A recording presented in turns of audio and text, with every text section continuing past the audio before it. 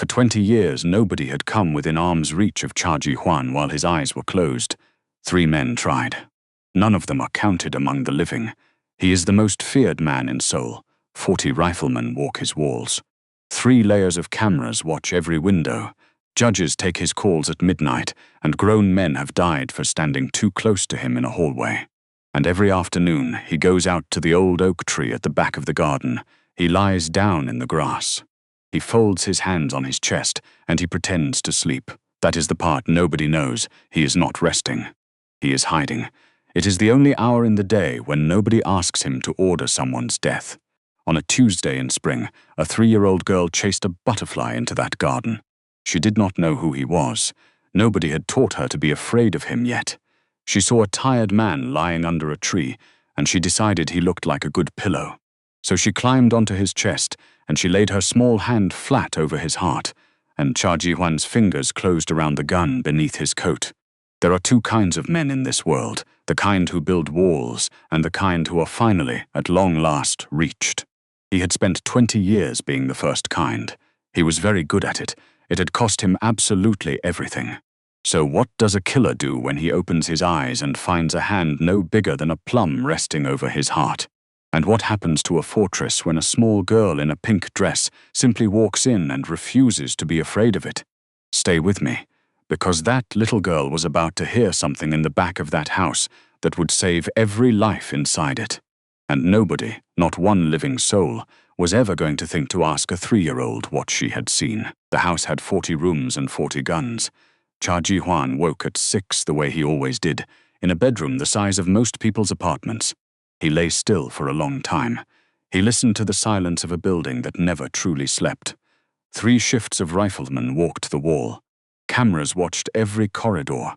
Under the wine cellar there was a bunker of concrete and steel, built by his father in the War of '89. His father had died before he ever needed it. On the nightstand sat a small silver pocket watch. Its case was worn smooth by a dead man's thumb. Ji-hwan picked it up and let the weight settle into his palm. Inside the rim, engraved in tiny script, were 3 old words. In blood truth. He clicked it open. The ticking filled the room. To most men it would have sounded like a heartbeat. That morning it sounded like a countdown. There was a knock. Baek Mujin came in without waiting, because he was the only man on earth allowed to. "Morning, boss. Yoon has the week." Of course he does. Mujin had taken 2 bullets and a knife for the man in front of him. He had been there through the Costa War and the collapse of the Northern Alliance. He was the last person alive who remembered who Ji-hwan had been before all of it. "You slept?" "I lay down," Ji-hwan said. "That's not the same thing." "No," he agreed. "It isn't." Yoon Go-chul was waiting in the study with a leather folder. 55 years old, silver hair combed back with precision. 15 years in this house and never once late. He read the day aloud in a voice like poured wine. 3 meetings before noon, the dock workers, the accountants, and a judge whose son has made an expensive mistake. Fine. At 4, the harbor. There is a shipment to inspect. A pause. And at 9 this evening, the restaurant owner in the East District. He is 4 months behind on his tribute. Ji-hwan said nothing. "Shall I confirm 9 o'clock, Don Cha?" "Yes." Yoon bowed a precise half-inch and withdrew. Mujin stayed. He had seen this face before on days like this. Ji-hwan walked to the window. At the far end of the garden, an old oak lifted its branches into the still morning light. His father had taught him to stack wooden blocks under that tree 30 years ago. He remembered the smell of cigars and cedar. He reached for his coat. "You're going out there again," Mujin said. "For an hour, boss." Mujin's voice was carefully flat. "You know that lying under a tree with your eyes shut is the single most dangerous thing you do all week." "Yes," said Cha Ji-hwan. "That's rather the point." 2 floors below, in the small back kitchen, Amara Okonjo crouched down beside a cabinet and smoothed her daughter's pink dress with shaking hands. She had worked in this house for 22 days. She had spent every one of them praying she would not lose the job. The agency had called it a live-in housekeeping post. 4 times her old salary, meals included, no experience required beyond the ability to keep her mouth shut and her eyes forward. The employer, they said, was a discreet businessman, imports and exports. She had known that was a lie the moment the iron gates closed behind her. She had taken it anyway. 6 months earlier, she had walked out of a city 300 kilometers away in the rain, with her daughter on her hip and $300 folded in a plastic wallet. Her husband had been a gambler, then a drinker, then a man who raised his hand. She had survived that.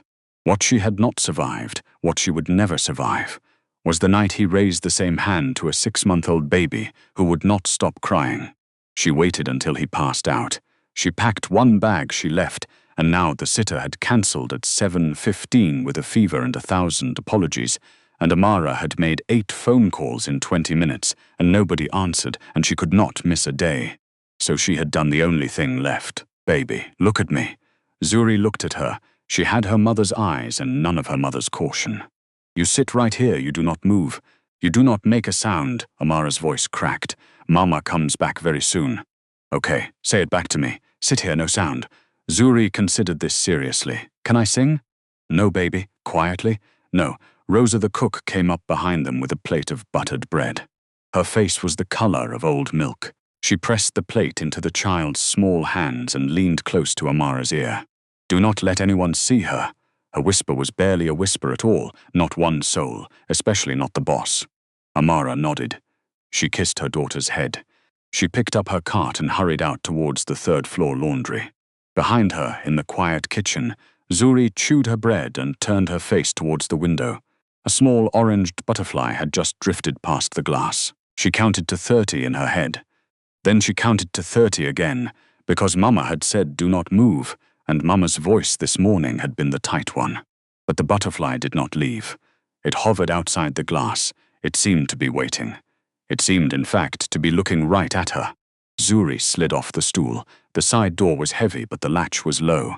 She lifted it with both hands. Warm air came in, smelling of cut grass, and the whole world opened up in front of her. She had never seen the garden. There were gravel paths lined with roses taller than she was. There was a fountain in the middle of the lawn, turning sunlight into 1,000 small, shining coins. And above all of it was a sky so blue and so wide that her chest went funny, as if her heart had suddenly grown too big to fit inside it. The butterfly danced over the roses. Zuri ran after it, laughing, bare feet slapping on warm stone. It swooped past the fountain. She followed. It flew across the open lawn, and her pink dress flew with her, and her curls bounced. And then, at the very far end of the garden, the butterfly rose up and disappeared into the leaves of the biggest tree Zuri Okonjo had ever seen in the whole 3 years of her life. She stopped. The tree was enormous. Its trunk was so wide that 4 grown-ups holding hands could not have gone around it. Its branches spread out like the arms of a great kind giant. It looked like the sort of tree that told itself stories when nobody was listening. And there was a man lying underneath it. He was very still. His hands were folded on his chest, and his eyes were shut. His long, dark coat had fallen open. Under the collar of his white shirt, there was a thin silver chain catching the light. Zuri tilted her head, the way small children do when the world hands them a puzzle. He did not look like a scary man. He looked like a tired one. She padded closer through the soft grass, and something inside her, something she was much too small to name, told her that this man was lost, just like she had been, chasing a butterfly. So she climbed up, carefully. She curled herself into a small, warm shape on his chest, and she laid her hand flat over the slow, steady beating of his heart. His first reaction was not thought. It was instinct.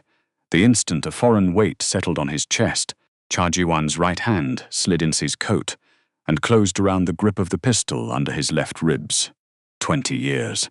Nobody came within arm's reach when his eyes were shut. 3 men had tried. He remembered all 3.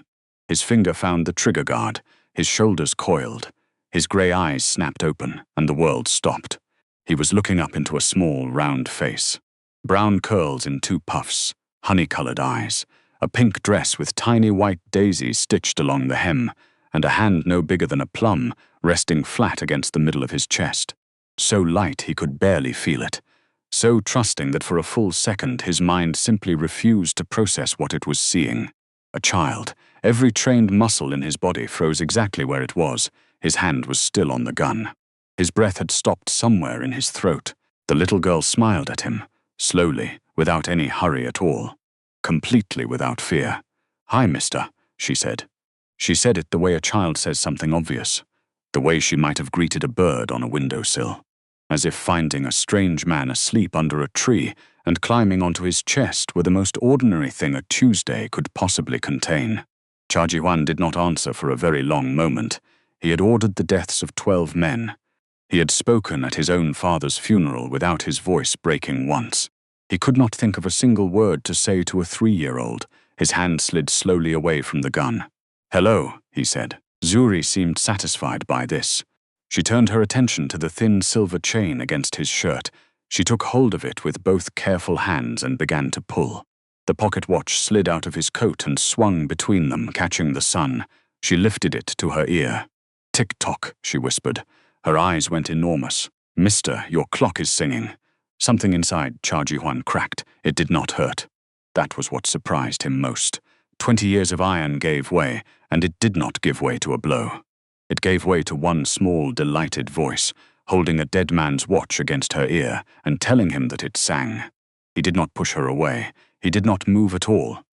He lay in the grass under his father's tree and let the ticking of that watch fold itself gently around the breathing of a child he had never met. "What's your name?" he asked. "Zuri, Zuri. He tried it. How old are you?" She held up 3 fingers. Then, after some thought, she held up 4 and looked at him for confirmation. "3 is right," he said gravely. 3, she agreed, and put her head back down on his chest. And Cha Ji-hwan, who had not been touched by another living human being in 20 years, lay very still and let her. Amara had been searching for 10 minutes. The back kitchen, the pantry, the delivery corridor, the lower laundry. Each empty room took a little more air out of her lungs. She could not call out. If a guard heard, if he heard, Rosa was standing in the kitchen doorway with a rag pressed to her mouth. She went outside, the cook whispered. "The side door." I turned my back for one moment. Amara was already running. She burst out into the sunlight, and the garden was too big, and the paths went in too many directions, and she turned in a full circle once, twice, and heard nothing. It was the silence that broke her, not a scream, the silence. She ran on pure animal instinct, following a trail of bent grass. Past the roses, past the fountain, around the tall hedge, and then she saw them. Her 3-year-old daughter, curled up like a small warm creature on the chest of Don Cha Ji-hwan. His coat fallen open around her, his silver watch dangling from her tiny fist, his grey eyes open and looking down at the top of Zuri's head with an expression Amara could not read at all. Her knees went out from under her. She went down onto the grass and pressed her forehead almost to the ground. "Sir, please, please do not hurt her." The words came out of her in a shaking stream. "She is a baby." She did not know. "I am her mother. This is my fault. I brought her here. I hid her. The sitter cancelled and I had nobody. Please, stand up. I will go tonight. I will leave the city. I will never say one word about this house to anyone for as long as I live. Just please, please do not touch my child." "Stand up." His voice was quiet. "You do not need to kneel." Amara lifted her wet face. She held out both trembling hands. "Please, give her back to me." Cha Ji-hwan looked down at the small weight against his chest. Somewhere in the last minute, her breathing had slowed. Her cheek had settled fully against his shirt. She had fallen asleep. "She's sleeping," he said. "Don't wake her." Amara stood frozen on the grass and could not understand what was happening to her. He rose slowly, so as not to wake her. He shifted his weight until the child settled naturally against his shoulder. Her curly head tucked into the crook of his neck. One small fist still curled around the silver chain. He held her the way a man holds something he has forgotten he was ever allowed to touch. "Follow me," he said. It was not an order. It was almost gentle. He walked back across the lawn towards the house, and Amara went a step behind him like a shadow that had lost the shape it was cast from. They passed a guard on the gravel path. The man turned his eyes to the ground. They passed 2 more. The same thing. Every armed man in that garden looked at the grass, because the sight of Don Cha Ji-hwan carrying a sleeping child was a thing that nobody was supposed to have witnessed. At the great front doors, Bak Mujin was already waiting. He had been watching from the terrace. His face did not move one muscle, but Amara saw the flicker in his eyes. Mujin, boss, the empty suite at the end of the east wing. Ji-hwan did not look away from the child on his shoulder. "My old playroom, have it opened, aired, made ready by tomorrow morning." Mujin's mouth opened, then closed. "Books," Ji-hwan said. "Toys, a soft chair for the mother, warm rugs. Anything a small child needs. A pause 24 hours. Yes, Don Cha. Yoon Gi-chul was standing just inside the shadow of the corridor. Amara had not noticed him until that moment. His silver hair was combed back with its usual precision. His face was composed into perfect deference. But his eyes, when they moved from the sleeping child to Ji-hwan, were the color and the temperature of polished marble. He cleared his throat very softly. Don Cha, if I may. You may not. The security of this estate depends on strict control of who resides inside its walls. He said it kindly. That was the terrible thing. He said it like a man who had earned the right to be honest. A child, sir, belonging to newer staff. She is a weakness. Your enemies will hear of her within the month. And when they do, she becomes the shortest path anyone will ever have to your heart. Ji-hwan stopped walking. He turned, very slowly. The child slept on against his shoulder. I did not ask for your counsel, Yoon. The silence stretched. As you wish, Don Cha. The old butler lowered his silver head a precise half-inch. Forgive me. He stepped back into the shadow, and he watched them go down the corridor, the boss and the housekeeper and the sleeping little girl, and his face did not move at all. Because Yoon Gi-chul was the one who had called the agency 3 weeks ago, a very particular young mother, a very particular vacant post. He had needed a piece on the board. He had simply not expected it to move on its own. The east wing bloomed overnight, exactly as Moojin had promised. Pale yellow curtains went up across windows that had been sealed for 20 years. A round cream rug covered the old parquet. Shelves that had once held a boy's leather-bound storybooks now held picture books, wooden blocks, and a basket of stuffed animals. In the corner sat an armchair big enough for a mother to fall asleep in. Zuri took possession of that room the way small children take possession of everything, which is to say completely and without ceremony. Amara stood in the doorway on the first morning and could not make herself walk in. It's too much, she said. It's a room, said Moojin. It's not a room. It's a statement. Do you know what people in this house are going to say about me? Moojin looked at her for a moment. He was a very large man with a broken nose and a scar through one eyebrow, and Amara had been quietly terrified of him for 3 weeks. They're going to say the boss cleared out his own childhood playroom for a housekeeper's daughter, he said. And they're going to be right. That's what I'm afraid of. Miss Okonjo. He tipped his head. In 12 years I have never once seen that man carry anything gently. A pause. So I would let him have this. The sound came down the great gallery on the 4th afternoon. It went past the oil portraits of dead Cha patriarchs. It went out towards the terrace. It went into rooms that had heard nothing for 20 years but low commands, dress shoes on marble, and the click of a magazine being loaded. A 3-year-old was laughing. Moojin stopped at the top of the east staircase and stood there listening to it, and something in his hard, tired face gave way without asking his permission. He did not say anything to anyone. He simply doubled the perimeter patrols that night. He put 2 more riflemen on the north wall. He rerouted the guard rotation so that the east wing always had eyes on it. The boss would not thank him. The boss would not need to. In the barracks, the men whispered. He's going soft. He's letting them sleep under his roof. He smiled, Taiho. I saw it. Cha Ji-hwan does not smile. That's what I'm telling you. Ji-hwan began inventing reasons to walk past the east wing. A plumbing valve, a window latch, a cracked tile that only he had noticed. Moojin pretended not to see through it. Amara pretended not to see through it. Rosa the cook did not pretend at all and sent up an extra plate every evening without being asked. On the 9th afternoon, Zuri caught him in the doorway. Mr. G. Zuri, come here. I'm busy. You're standing, she pointed out with the merciless logic of the very small. Cha Ji-hwan, the most feared man in Seoul, looked down the corridor in both directions. Then he came into the playroom and sat down on the floor. Blocks, she said, and put one in his hand. What do I do with it? You stack it, I know that. Where there? She pointed. No there. She took it out of his hand, moved it 2 centimeters, and gave it back. Now do it. He did it. Good, said Zuri graciously. Now this one. The tower fell over for the 5th time. Zuri shrieked with delight and clapped both hands over her mouth. Again. It falls every time. That's the game. Then it's a bad game. You're bad at it, said Zuri with enormous warmth. And Cha Ji-hwan remembered, with no warning at all, being 4 years old under an oak tree in the back garden. stacking blocks with a large, patient man who smelled of cigars and cedar, his father.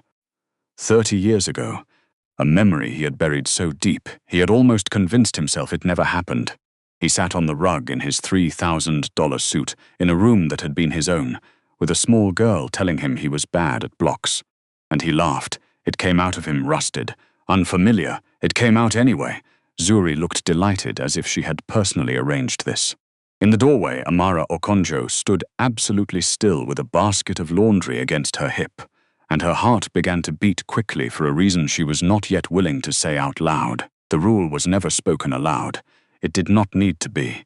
Not one act of violence, not one interrogation. Not one family council would take place within 100 meters of the East Wing. Not while a small girl in a pink dress was still awake in it. Mujin moved the 2 soundproofed meeting rooms down into the lower west corridor. Men who came to see the boss on unpleasant business were now escorted in through the servants' entrance and out the same way. When a guard smoked on the terrace and it carried, Mujin moved the smokers to the north garage. The East Wing became an island inside a fortress. Amara saw all of it. She was not a naive woman. Women who walk out of a rainy city with $300 do not stay naive for long. "You've moved the meetings," she said one evening. Mujin did not look up from his coffee. "Have we?" "The lower west corridor. And the smokers are gone off the terrace." Why?" Mujin drank his coffee. "Mujin, why?" "Because," he said, "there is a child in this house who thinks the man who runs it is somebody who is bad at blocks." He set the cup down, and the boss has decided she gets to keep thinking that for as long as possible. The fireflies came out in September. Zuri chased them across the lawn until she fell asleep against Ji-hwan's shoulder under the oak. Amara sat down on the stone bench beside him. She had been carrying the question for weeks. "Ji-hwan, are you a bad man?" He did not lie to her. "Yes," he said. "Don't do that. Don't give me the easy answer to make me stop asking." "Then what do you want?" "The long one." So he gave it to her. He told her about his father, who had built this out of nothing after the war. Small crimes into large ones. 5 rival houses, 3 of them now extinct. He told her about the morning 12 years ago, when he had walked into the study and found the old man slumped in his chair with a cold cup of coffee in his hand. "I was 26, he said. "Nobody asked me if I wanted it." There was a funeral on the Tuesday and a council on the Thursday, and by Friday I had signed an order that put a man in the river. He looked out at the dark. "I have never once been asked whether I wanted any of this, not one single time in my life." "Then walk away. There are 400 people who eat because of this house, their children, their mothers." He shook his head. "You do not walk away from an animal like this. You hold its head, or it eats the street." 5 years ago I was engaged, he said. Amara went very still. Her name was Han Suyeon, beautiful, quiet. A pause. Bought. A townhouse on the coast and a suitcase of cash from a rival house, in exchange for the reservation number of a small restaurant in Busan, where I would be eating without my usual men. His voice did not change at all. 3 came through the kitchen door. 1 reached me. He unbuttoned the top of his shirt without ceremony. The scar sat beneath his left collarbone, puckered, old, 1.5 inches below the artery that would have ended everything. Amara lifted her hand. She put her fingertips against it, very gently. She did not flinch. She did not pull away. She did not run. "I have scars too," she said quietly. "Mine are just under the skin." Cha Ji-hwan looked at this young woman, with her sleeping daughter draped over his shoulder and the calm honesty of someone who had already survived her own war. And he understood with something close to astonishment that she was not going to leave. "Amara, nobody has touched that scar in 5 years. "I know," she said. "That's why I did it." What grew after that night did not grow the way things grow in stories. It grew like a winter rose. Slowly, stubbornly, 1 petal at a time in weather that never quite promised it would live. Amara began bringing coffee to his study near midnight. She told herself every night that she was only being useful. She did not tell herself, though she knew it was true, that she could no longer fall asleep until she had seen his lamp go dark. Ji-hwan began leaving the lamp on later than the ledgers required. He began reading to Zuri at bedtime. The first time, Amara stood frozen outside the door, unable to believe her own ears. The voice on the other side of that door was gentler than any voice she had ever heard leave his mouth. He was doing the animals. "That is not what a fox sounds like," said a small, imperious voice. "It is what this fox sounds like." "No, Zuri, do it again. He did it again." She laughed until she got the hiccups. He gave her the pocket watch to hold while he read. She pressed it against her ear and listened to it sing until her eyes drifted shut. Somewhere in the second week, she started calling it Mr. G's singing heart, and Amara Okonjo, standing in a dark corridor listening to the most feared man in Seoul argue with a 3-year-old about foxes, understood exactly what it meant that he had put his father's watch into her daughter's hands. The rain caught them all inside on a grey afternoon in October. Zuri stood at the tall parlor window in her stocking feet, with both palms flat against the glass, watching raindrops race each other down the pane. She shrieked every time hers won. Behind her, Ji-hwan and Amara stood side by side at the same window, close enough that their sleeves brushed. "She'll be there an hour," Amara said. "She's winning. She always wins. She picks the fat ones. That's not cheating. That's strategy." Amara laughed, and Ji-hwan looked down at her hand where it rested on the sill. He covered it, very gently, with his own. She did not pull away. He turned towards her. She turned towards him. He leaned down until she could feel the warmth of his breath against her cheek, and her heart forgot entirely how to keep time. The parlor door slammed open without a knock. "Doncha," Baek Mujin's voice cut the room in half. "East Harbor. Tonight, 3 of our men are dead." His face was grey. "Whoever hit them knew the exact hour and the exact pier." Ji-hwan's hand slid away from hers. The photographs went down on the desk one at a time. "South Warehouse. Hit at 3 in the morning. 2 of our men dead." Mujin tapped it.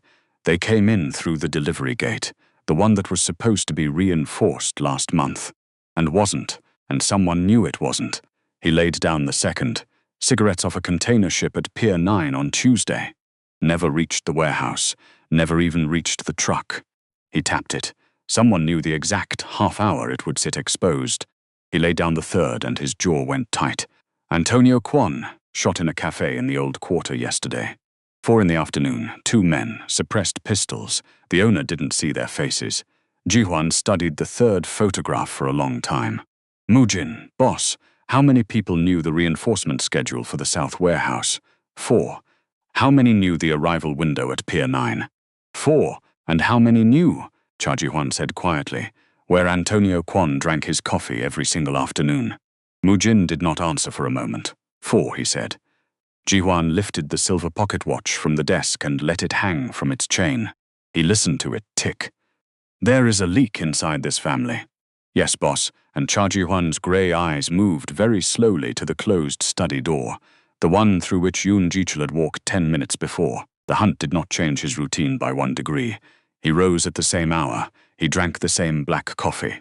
He walked the same halls. Underneath, a new set of rules was being written into the house, and only 2 men knew them. They met in the small windowless office behind the wine cellar. No telephone line, no vent that carried sound, no key that had ever been given to Yoon Gi-chul. They kept no notes. Every word left that room inside their heads and nowhere else. "I want his phone," Ji-hwan said. "Both of them, the house line too, and a tracker on the Mercedes." Mujin nodded slowly. "Boss." "Say it. 15 years. Mujin's jaw worked. "He carried your father out of that study. He brought you coffee the morning after the funeral. He has run this household since you were 26 years old. I know exactly what he has done for me." "Then I need to hear you say the other thing." Cha Ji-hwan looked at the man who had taken 2 bullets for him. "I think Yoon Ji-chul is selling us," he said.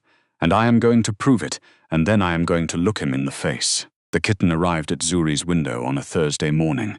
It was small and thin and yellow-eyed, and it was, in her professional opinion as a 3-year-old, the most important thing that had ever happened. She chased it all afternoon in her stocking feet. It led her out a side door, down a gravelled service path, past a row of hedges, and finally to the wide double doors of the old storage building at the back of the compound. Staff were forbidden there after 6. Zuri did not know that. Zuri was 3. She slipped through the gap after the kitten and stopped just inside. The building was enormous. Rows of wooden crates stamped with old letters. Stacks above her head. Sunlight came through high, dusty windows in long golden slants. The kitten disappeared behind a pallet of barrels. Zuri padded after it, humming under her breath, And then she heard a voice. She froze. She knew that voice. It was Uncle Yoon's voice, the polite old man who bowed to her mother every morning and who had once given her a sweet at the New Year. Except this voice did not sound like Uncle Yoon at all. She crouched down behind the barrels. Yoon Ji-chul was pacing in the narrow aisle, a phone pressed hard to his ear. He was speaking fast, low, hissing. Most of the words meant nothing to her at all. And then, in the middle of it, 3 English words fell out. The boss's house. Zuri held her breath. Almost mine, soon. She did not know what that meant. She only knew that the voice had gone strange, and that her stomach felt wrong. I'll open the gate. A pause. And then, with a kind of terrible pleasure in it, bring everyone. The little hairs went up on the back of her neck. The kitten, restless, brushed against a small crate. It tipped. It fell. It clattered against the stone floor. Yoon Gi-chul spun around, and for one endless second, from behind the barrels, Zuri Okonjo saw his face clearly. It was not the face of the polite old man who bowed to her mother. It was something else, something she had no words for. She turned and ran on silent bare feet, out through the back door, across the gravel, into the sunlight of the garden, her small heart hammering like a trapped bird. Ji-hwan was standing under the oak, with one hand flat against the bark. 3 hours in front of a corkboard had produced patterns and no name. Every arrow led back to the same circle of 4 men, and he could not make his hand draw the 5th arrow towards the one he had known since he was 14.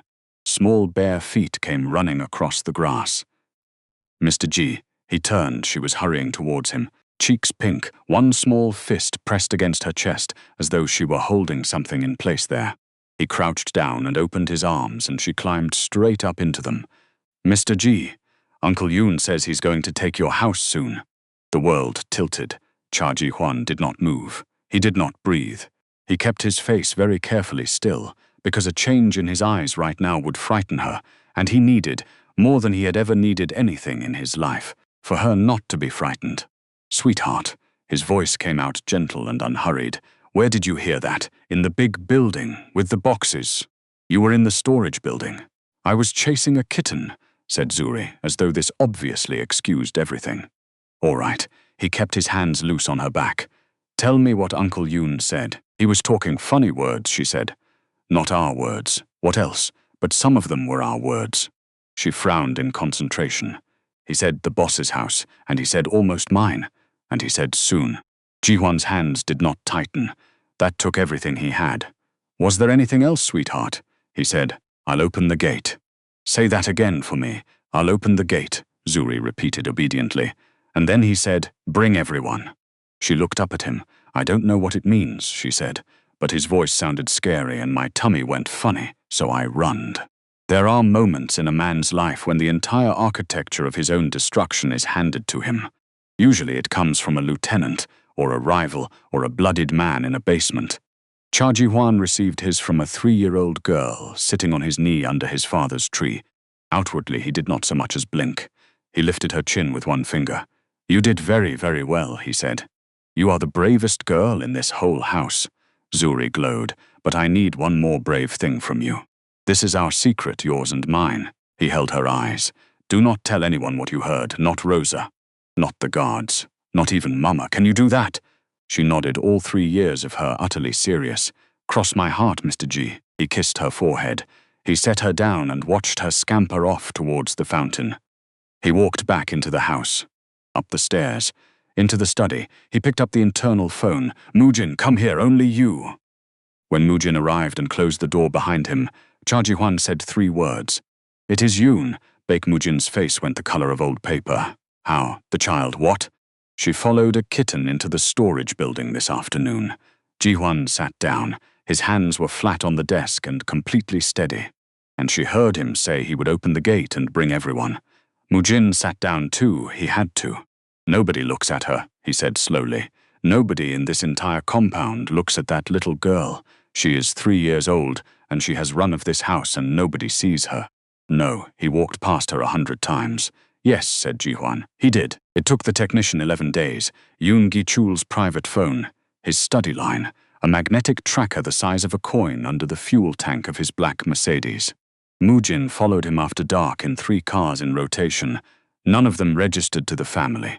headlights off on the last stretch of every approach. And every doubt Cha Ji-hwan had ever whispered to himself in that study collapsed into something so cold it could have been carved out of stone. Yoon Gi-chul had been meeting the Sabatini organization for 6 years, not 6 months. 6 years. Deserted seaside restaurants where the owners never asked names.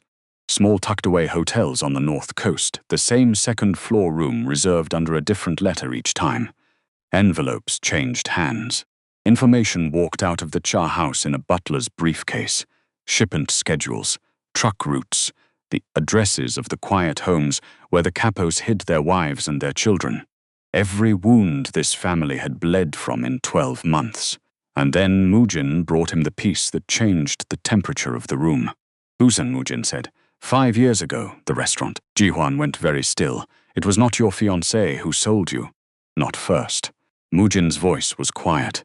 The reservation number went to Sabatini through Yoon. Han Soo-yeon was only the hand that carried the paper.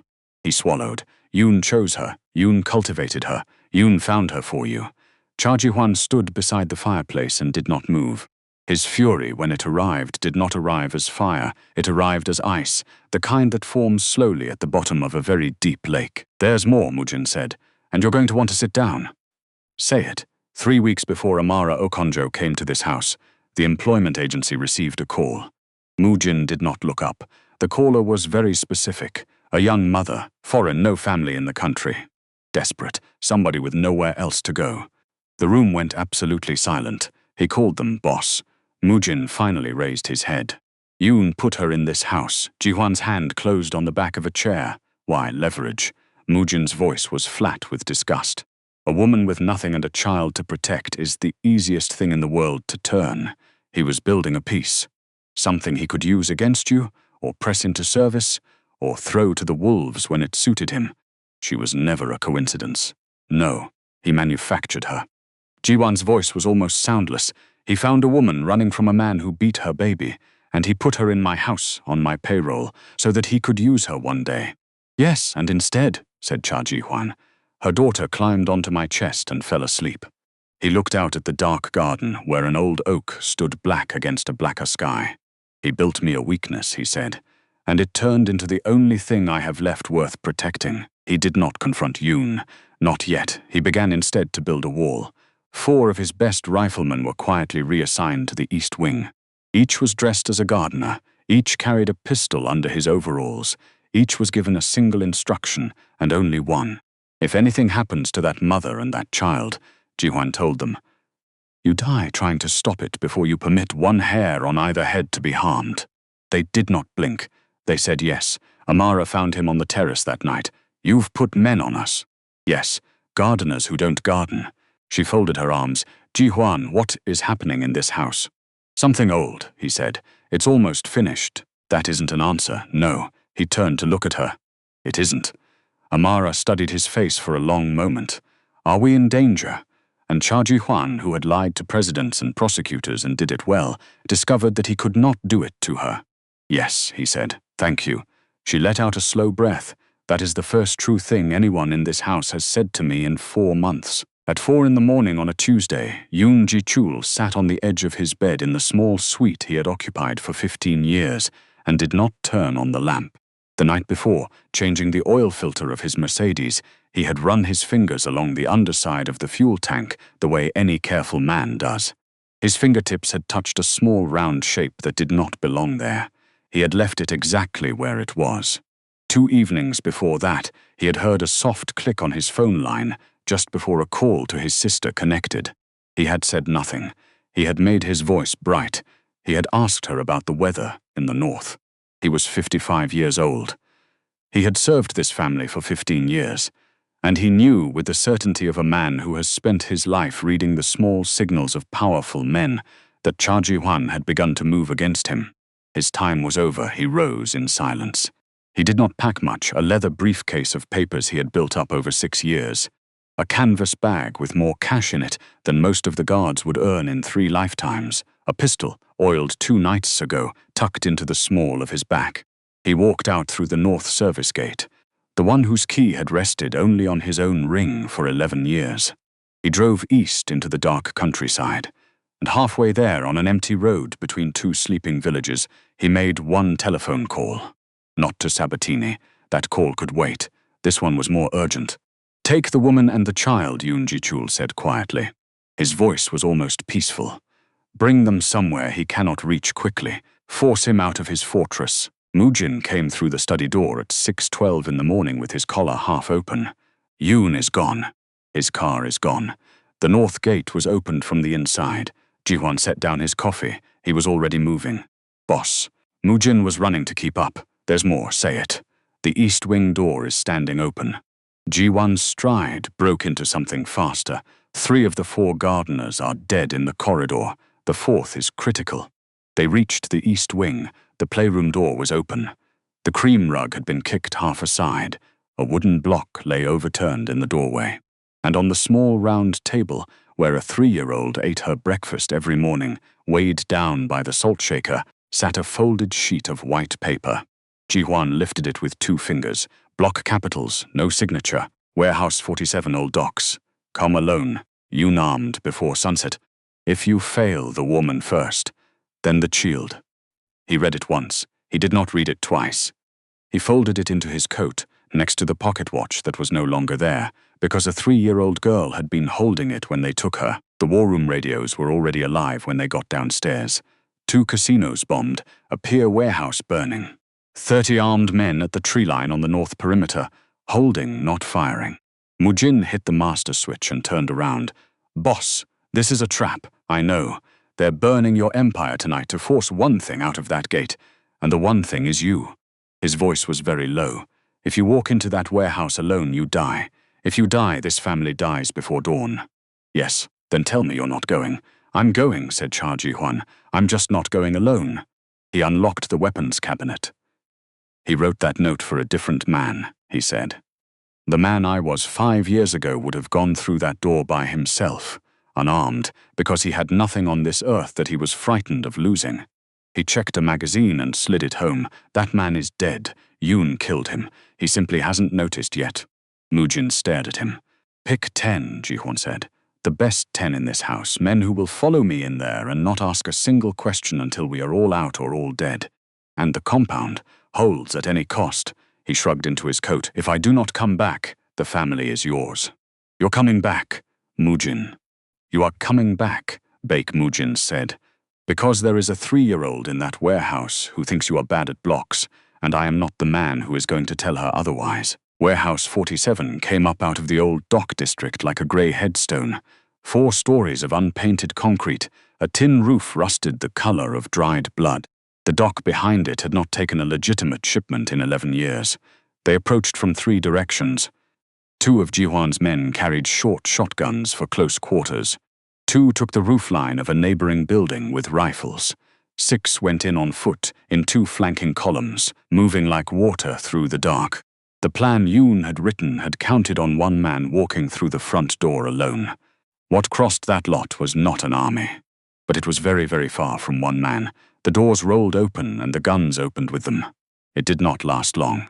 It never does, when one side has counted on the other side being stupid. 11 minutes later, Cha Ji-hwan walked up the center aisle of the main hall, through a floor of men who would not be getting up, and stopped at a heavy steel door at the far end. He heard from the other side the small, unmistakable sound of a child crying. He kicked it in. 1 bare bulb, a concrete floor. Amara was tied to a wooden chair in the middle of it, wrists bound behind her, a strip of cloth knotted between her teeth. Her cheek was swollen. Her dress was torn at the shoulder. Her eyes found him and filled instantly. Zuri sat on her mother's lap with her legs curled under her face pressed into Amara's collarbone. In both small hands, clutched so tightly, her knuckles had gone white. She held the silver pocket watch. It was still ticking. Ji-hwan could hear it from the doorway. Behind them stood Yoon Ji-chul, 1 gloved hand on the back of Amara's chair, the other holding a pistol lightly against her temple. He was smiling. It was not a smile that belonged on the face of the polite old man who had brought coffee to a widow's son on the morning after a funeral. "Don Cha," he said, almost warmly. "Yoon, your father took my family's name from us in the winter of '86. His voice was conversational. "I am only collecting what is owed." Ji-hwan raised his weapon, Yoon raised his, and neither of them lowered so much as an eyelid. The geometry of that room was very simple. Whoever fired a heartbeat sooner would live long enough to watch the other one fall. And then, in the next heartbeat, would almost certainly fall himself. Nobody moved, and then a very small voice said, "Uncle Yoon?" Zuri had lifted her head off her mother's shoulder. She was looking at him, confused, not frightened. Confused, the way a child looks at a grown-up who is doing something that does not make any sense at all. "Uncle Yoon, you gave me a sweet," she said. And Yoon Gi-chul, who had planned 6 years and killed without blinking and sold 3 generations of a family for an old grudge, looked at a 3-year-old girl who was asking him why. His eyes flickered. Half a second. No more, it was enough. Amara Okonjo threw the whole weight of her body sideways, chair and all, into the space between the gun and the man she loved. The pistol went off. The bullet struck the silver pocket watch, clutched against her daughter's chest. It screamed off the metal, and it tore up through the top of Amara's left shoulder and out the back of the wooden chair. She went down onto the concrete with the chair beneath her, and Zuri screamed. It was a small scream, and it was the loudest sound Cha Ji-hwan had ever heard in 38 years of a life full of loud sounds. Ji-hwan shot the gun out of his hand. He crossed that room in 3 strides, and Yoon Gi-chul went down onto his knees on the concrete, and his pistol skidded away across the floor, and it was over. Ji-hwan put the barrel against the old man's forehead. 15 years, Yoon said. His voice was shaking. 15 years I served this house. I begged your father once, only once, and he looked through me like I was furniture, and he took my family's name, and he never once. Be quiet. The warehouse was silent except for a child crying. Cha Ji-hwan stood over the man who had sold his life, who had put a bullet in him 5 years ago through another woman's hand, who had murdered his men and burned his empire and taken a mother and a child out of his house in the dark. Every single thing in him wanted it, and then he heard the crying and he turned his head. Zuri was on the concrete floor beside her mother. She was holding the pocket watch in both hands, and it was dented now, deeply, right across the case. She was looking at him. She was 3 years old, and she was watching. Cha Ji-hwan lowered the gun. "Mujin, boss, take him." His voice came out of somewhere very far away. Alive, he goes to the 6 families, every ledger, every account. 6 years of it in front of all of them. He stepped back. Let him spend the rest of his life being looked at. Yoon Gi-chul stared up at him in absolute disbelief. "You are soft," he whispered. "No," said Cha Ji-hwan, "I am watched." He cut the ropes from Amara's wrists with the knife from his boot. He lifted her against his chest, and he did not let anyone else touch her, not once. Not through the main hall, and not out through the shattered doors, and not into the salt air of the docks. Zuri clung to his neck with both arms, her face pressed hard into his coat. The watch was still in her fist. It was still ticking. At the clinic, the doctor showed him the casing under the light. The bullet hit this first. He turned it over. There was a deep, bright dent right across the face, where the metal had folded in on itself. It deflected. It went up and through her shoulder instead of through her chest. And if it hadn't? The doctor did not answer immediately. 2 millimeters, Don Cha, he said. 2 millimeters and the child would have lost her mother. Cha Ji-hwan sat down in a plastic chair beside a narrow white bed, and he did not leave it for 3 days. He did not sleep. He did not shave. He ate a piece of bread that Mujin pressed into his hand on the 2nd afternoon and nothing else. He kept one hand curled around Amara's fingers where they lay on top of the blanket. Zuri slept beside her mother in the same bed, curled against her uninjured side, one small palm still closed around a dented silver watch. On the morning of the 4th day, Amara opened her eyes. The first thing they looked for was him. He rose and came to the side of the bed. He did not kneel. He did not propose, not here, not in a pale room that smelled of iodine, not while she was too weak to sit up. He lifted her cool hand and pressed it against his rough, unshaven cheek and closed his eyes. "I am not losing you again," he said. Amara smiled faintly. "You never had me, Ji-hwan," she said. "Not properly, not yet. I know. Then ask me properly. When I can stand up." Her fingers moved against his jaw. "And ask her too. She's the one you have to convince." Spring came in May. The scar on Amara's shoulder healed into a small round mark the size of a coin, pale against her skin. Every morning, when the first light came through the bedroom window, Ji-hwan would lean over and press his lips to it. It became their quiet ceremony. He never explained it. She never asked him to. The house did not feel like the same house. A child's bare feet went across the parquet of the east wing every morning at 7. The dining room built for 20 had been closed off entirely, and all three of them ate at the small round table in the back kitchen, where Rosa served them and pretended not to watch. Mujin brought his own wife and son to Sunday lunch, and out at the far end of the garden, the old oak no longer waited for a lonely man to lie beneath it and pretend to be asleep. On a golden afternoon in early May, Ji-hwan led them across the lawn with a folded blanket under one arm. He spread it in the pool of shade beneath the branches, exactly where a small girl in a pink dress had once climbed onto the chest of a man who thought he had nothing left inside to reach. Zuri sat cross-legged on the blanket in a yellow dress, singing softly to the pocket watch cradled in both palms.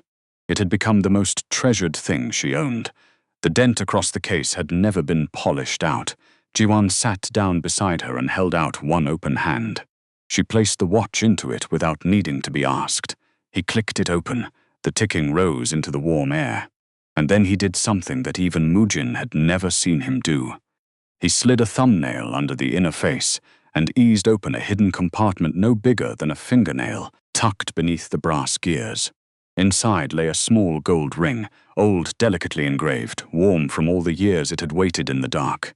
It had belonged to his mother. His father had given it to him 3 weeks before his heart failed, with one instruction: keep it hidden until someone worth it walks into your life. Ji-hwan turned to the little girl first. Zuri. May I ask your mother to marry me? Zuri gasped. She clapped both hands over her mouth in absolute delight. Yes, she whispered through her fingers. Yes, yes, yes. Are you certain? It means I live here forever. You already live here. That's true. And you're still bad at blocks. I am, Cha Ji-hwan agreed gravely. I'm going to need a great deal of help. He went down onto one knee in the grass. Amara Okonjo said yes. She said it laughing and crying at the same time, and her tears were not the tears of a young mother running out of a rainy city with $300 in a plastic wallet. They were the tears of a woman who had finally, after 27 years of running, arrived somewhere. He slid the ring onto her finger and pulled her down onto the blanket into his arms, and Zuri threw herself onto both of them, and the three of them sat together under the tree that had watched over that family for 3 generations. Cha Ji-hwan did not pretend to sleep under the oak anymore. He had no reason left to hide from his own life. There is a lie that powerful men tell themselves. It says that strength is a wall, that the higher you build it, the safer you are. That if you can only make yourself hard enough, feared enough, closed enough, then nothing on this earth will ever be able to take anything from you again. Cha Ji-hwan believed it for 20 years. He had 40 riflemen and 3 layers of cameras and a bunker under the wine cellar. And he was the loneliest man in Seoul. It was not a bullet that got through in the end. It was not an enemy or an army or a knife in the dark. It was a hand no bigger than a plum resting over his heart. The real strength of a person is not measured by the walls they build around themselves. It is measured by what they finally choose to protect. So if there is someone small in your life, someone quiet, someone the world would call unimportant, someone who looks at you and does not seem to see anything frightening at all, let them stay.